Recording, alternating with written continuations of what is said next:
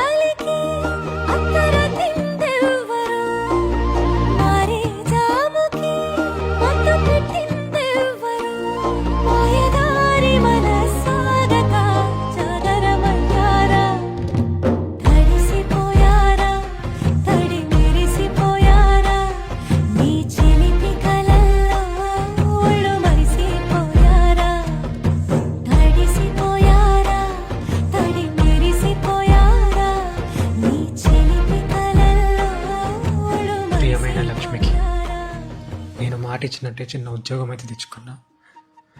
కానీ ఈసారి ఊరికి తిరిగి రాలేకపోతున్నా. ఇక్కడ పరిస్థితులు వేరుగా ఉన్నాయి. నేను డిగ్రీ చదివానని తెలుసుకొని ఇక్కడ ఒక స్కూల్ మాస్టర్ నాతో రైల్వే పరీక్షకు దరఖాస్తు చేయించారు. అన్నీ పూర్తయ్యి నేను తిరిగి రావడానికి ఇంకో 2 సంవత్సరాలు పడుతుంది.